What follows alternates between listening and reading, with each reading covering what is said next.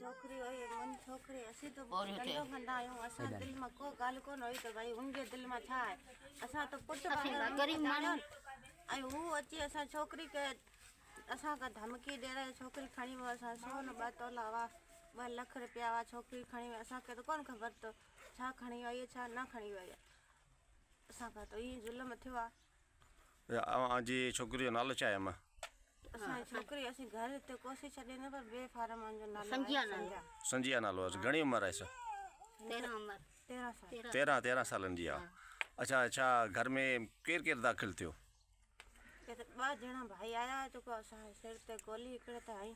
अच्छा हा छोकिरी खे कढी पोइ कढी देरि सां असां दर खोलियो असीं ॿाहिरि निकिता जेसि ताणी तो सभिनि खे ॿुधायो दाऊं कयूं सभु निकितो ॻोठु जेसि ताणी छोकिरी खे त नज़र ई कोन आई असांखे ॾिसी अच्छा अच्छा घर में ॿियो छा खणी विया 2 लाख रुपया असांजा हुआ ऐं सोन हो चांदी हुई हू खणी वई आहे अच्छा अच्छा अच्छा तव्हां केस बेस दाख़िल करायो आहे हा के दाख़िल थियो आहे जवाबदार गिरफ़्तार कोन थिया आहिनि न छोकिरी खे बाज़ाबी करायो अथनि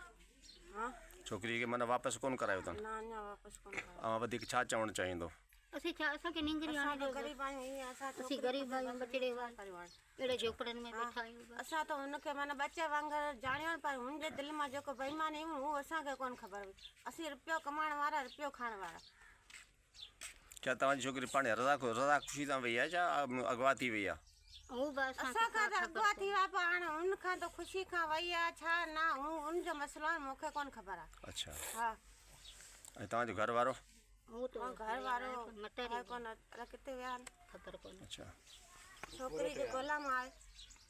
अमा तव्हांजी छा थी तव्हां ॾाॾी आहियो तव्हां हुननि जी ॾाॾी आहियो हा ॾाढी आहियूं छा थियो कीअं थियो थोरो ॿुधायो हुनजो कुझु चक्कर हो मगज़ में असां घणी छोकिरी जो हुई बीमारी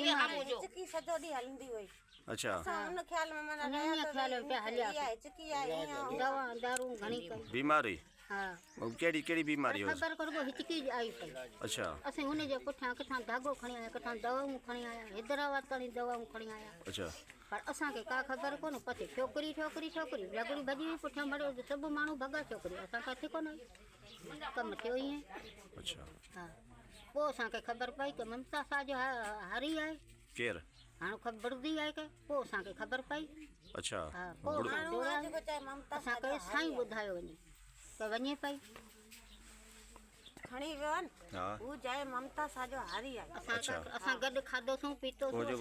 जो खणी वियो आहे उहो हारी आहे जेको ममता साजो असां पाण हुनजे पासे कमायो मज़दूरी करियूं था असांजी मज़दूरी बि सभु रही पई आहे असांखे त कोन ख़बर भई हिनजे दिलि में छा आहे अच्छा तव्हां साईं ममता शाह खे चयो आहे हा चयो छा थो चयो वराए थो ॾियां हीअं त चए ममता सां अच्छा उहो जेके खणी विया आहिनि उहे तव्हांजे पाड़े में वेठल आहिनि न हिते कोन कनोरी ते वेठल आहिनि अच्छा ॿिए ज़िमेदार वटि वेठल आहिनि घणा ॾींहं थिया आहिनि यार लिशा जा आहिनि चोथों ॾींहुं चोथों पासे वेठा आहिनि कनोरी ते करंदे ये पंहिंजे हले पई हिॾ कोई हले पई बीमारी हले पई इन जे हिसाब में छोकिरी जो मग़ज़ कमु नथो करे छोकिरी रुॻी चरी वांगुरु पई उॾरे असां 3 दफ़ा आंदी आहे 3 दफ़ा झले आया आहियूं वरी हींअर निकिती आहे जेको असांखे कार पार पतो न लॻो असां मर्द डोड़ाया जसीं असांखे झल कोन्हे छोकिरी भई बंदि थी वई आहे घणा माण्हू आया घरनि में अंदरि हथियार खणी 2 माण्हू हथियारनि वारा अच्छा पोइ छा तव्हांखे धमकियूं ॾिनियूं छा असांखे धमकियूं ॾिनियूं छोकिरी असांखे चए छोकिरी भॼी वई छोकिरी वई हुन सां गॾु छोकिरी ख़ुशी वई हुन सां गॾु तॾहिं वई न हाणे हू त असांखे ख़बर कोन आहे पर उहे जेके हथियारनि सां गॾु आया हुआ हा न